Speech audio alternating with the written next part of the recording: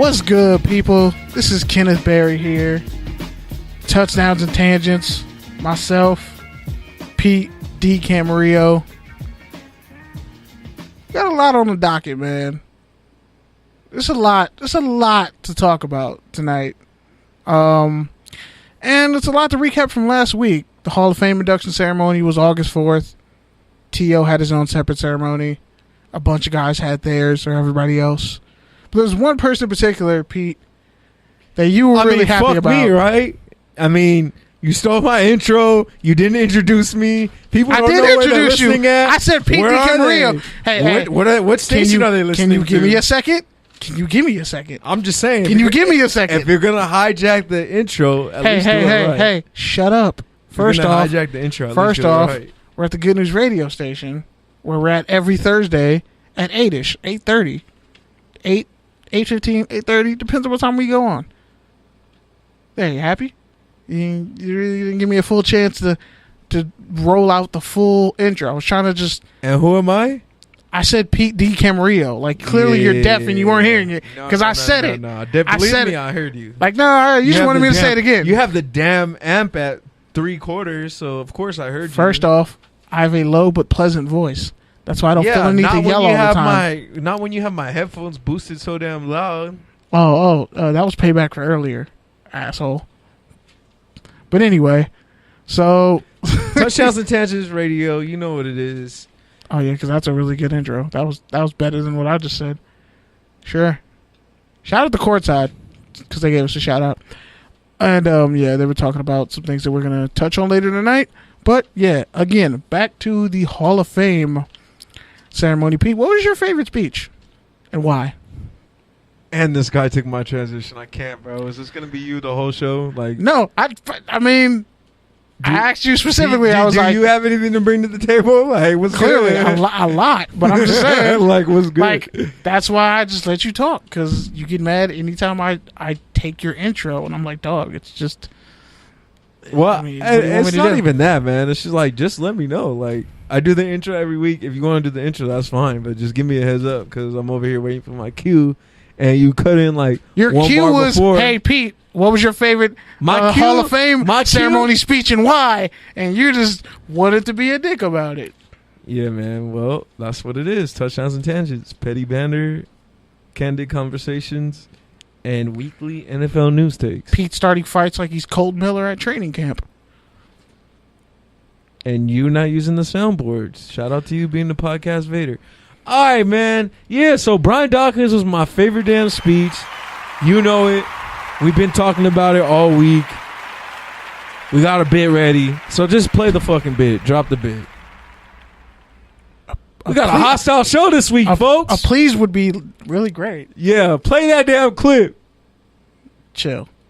Down on those who talked about me, but I want to thank for my haters. I want to thank those people that told me through other people that I wouldn't be Shout out to Philly. Today, that I couldn't Shut make the it fuck because up I was while he's talking. Jeez. That or the other. So he talks What the more. Lord told me was, listen, you know the turbines that you have that the wind pushes and you can generate energy from it?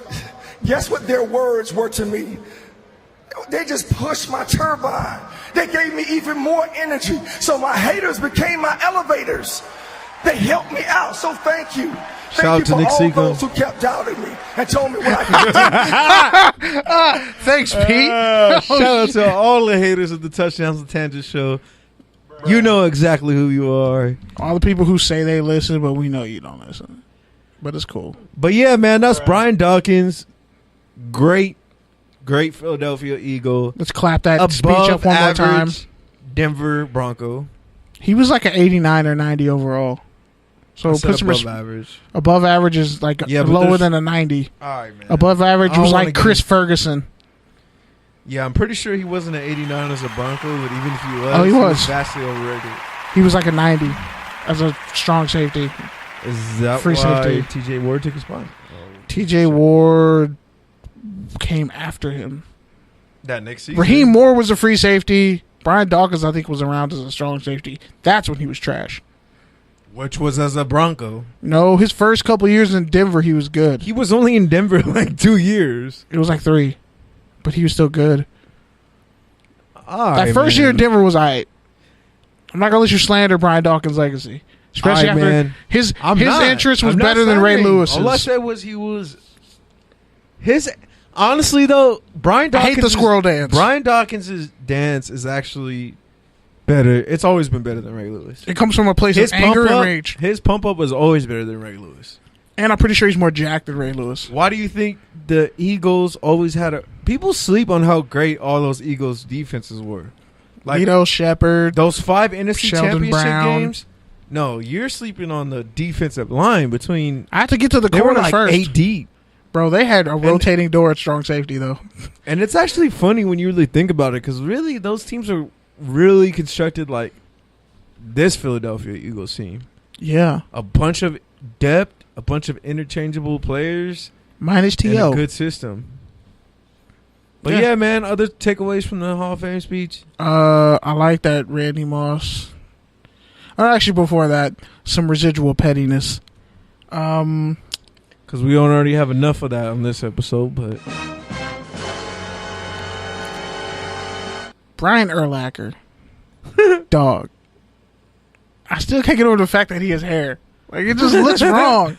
Like, nah, you're not a Hall of Fame player with that hair. Like, I'm happy that you're happy.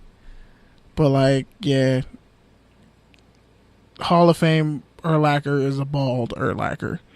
And honestly, if I was thinking about great linebackers, Brian Urlacher and Ray Lewis were the face of a generation. But I'd still say Urlacher was a more versatile linebacker. Because I could put him at outside linebacker and he'd be an all-pro. Ray Lewis, not so much.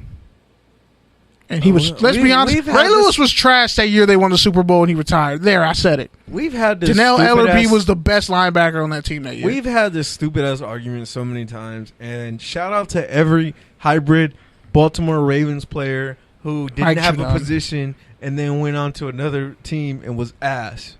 Pernell McPhee? He would have been. Thomas?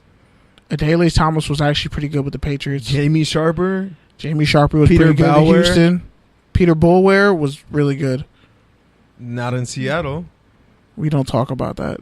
Was he in Seattle? I don't feel like he went to Seattle. I feel like he went to, like... I'm pretty sure Jamie Sharper was in Jamie Sharper went to Houston. I think he was in Seattle after that, too. But I only count Houston. He was, like, still... Like, everybody... Like, Julian Peterson was great for the Seahawks, but trash. Oh, he was on the Ravens, too? No, he wasn't on the Ravens, but he was trash at the end of his career. Like... you mean with the 49ers? Yeah, he was great with the 49ers and then great with the Seahawks, and then he became trash with the Seahawks. Like, certain guys, like Urlacher wouldn't have worked anywhere else. It would have looked weird. And Lance Briggs was like his running mate. But I think Urlacher should be like, fuck Rex Grossman. Every time he's in public, just like, I hate that guy. Why? Because he literally cost us a Super Bowl. And we had like a better quarterback. Like, talk about... Bro, the fact that Rex Grossman even took him that far. Thomas Jones took them there first. Rex Grossman was actually pretty solid that year. He was actually pretty. He was better than Brad Johnson and Trent Dilfer. He was better than Brad Johnson and Trent Dilfer. I'll say it again.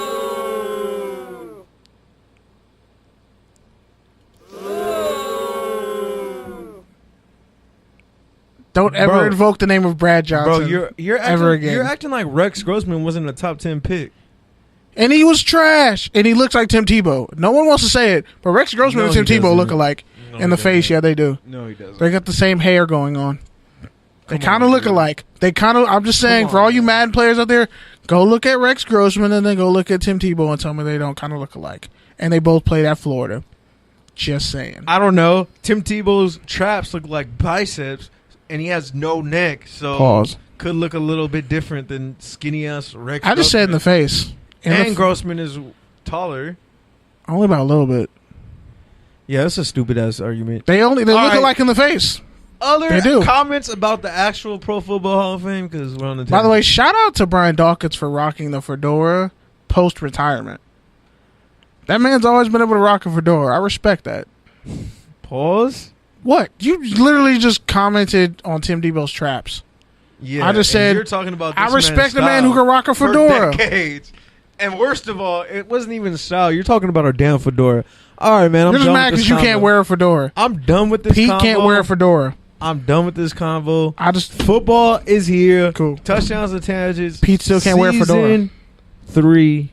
It's our 3rd season. Officially as touchdowns and tangents. I'm excited about that. Football's back. We're approaching 2 years. Hall of Fame game was last week. We didn't talk a lot about it because we were on a tangent about culture, entrepreneurship, cannabis. It's all good because we usually don't talk about the Hall of Fame game anyways because it's literally the worst. The worst game.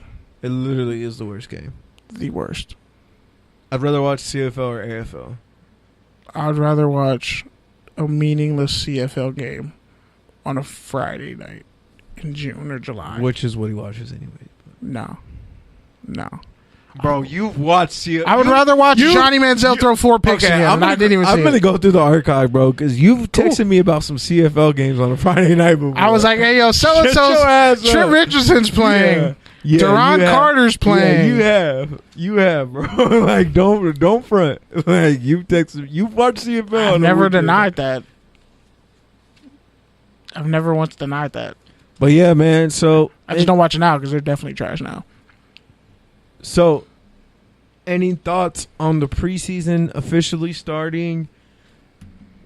A couple of players took a knee and put their fist up. Who's that? Because I didn't hear that. Kenny Stills for the Dolphins and Albert Wilson, who used to play for the Chiefs. They both took a knee. Mario Williams put his fist up. Some random corner on the Eagles. Mario Williams is still in the league? No, not Mario Williams. Robert Quinn. Miami has so many washed. Disrespectful. They have so many Robert washed Quinn defensive ends. Yeah. Are you sure? He's not washed it. He's not washed yet? Okay. Remember you said that. He has 2 good. He has. Not Miami. Miami's where defensive season and a half. Miami is where season and a half. Miami is where defensive ends' careers go to die. Just Except ask Jason Taylor the second time around because he was actually good. He had like 9 sacks one year. That was like he was decent at Washington, and then he went back to Miami and was trash. He was good again. No, he was good, but the team was trash. Yeah, and it was Cameron Wake's team at that point. And by the way, Zach Thomas. I don't think it was. Zach Thomas should be a Hall of Famer. I just want to point that out. Go look at his stats. Wait, Zach Thomas really isn't in the Hall of Fame? No, he's not, but he should be. He actually had better numbers than Urlacher if we keeping it a buck. Maybe just because he's 5'6". He's 5'11". Like Tim Tebow. No, he doesn't. Since that's a standard. First off, no, he's not. He does look like Tim Tebow. He's like 5'10" out of Texas Tech. He looks more like Tim Tebow. No, he doesn't. He has a stump for a head and neck. All he needs to do is grow out his hair. No, his head and neck look. He looks like Urlacher looks like he patented his hair off Zach Thomas's hairstyle when he played. And Zach Thomas actually was like low key fast and a thumper, and was good until he got hurt, and then he became trash. So Zach Thomas is what Sean Lee wishes he could be. So what players are you excited to see? Well, in preseason, Lamar Jackson, because I want him to keep proving that he's a viable quarterback and can kill you with his legs as much as his arm, and vice versa. He doesn't need like special packages and all that. He played pretty good. The Rams got beat 33-7. By the way, their backups. You want to speak on that? Why would I want to speak on that? You want to speak on their starters who played, and they put. By the way, the Ravens put up 17. It was 17-0 in the first quarter. Listen, man. Talk to me. I don't watch preseason football. I don't either. I just looked at the stats. I just want answers. So I don't really know what you expect me to say. That the Rams are going to be a terrible defense without Aaron Donald. That's a horrible take because it's preseason. Okay. And it's all Aaron backups. Donald doesn't show up. And it's all backups. No, because me and Keith were talking about this earlier. If Aaron Donald does not play on the Rams defense, no one is scared of the Rams defense. Straight up. That's false, but okay. Straight up. Okay. And Ndamukong Suh. He's never been a guy who will get you a bunch of sacks. They're using him as pretty much a run stuffer. But he's not in his prime what Aaron Donald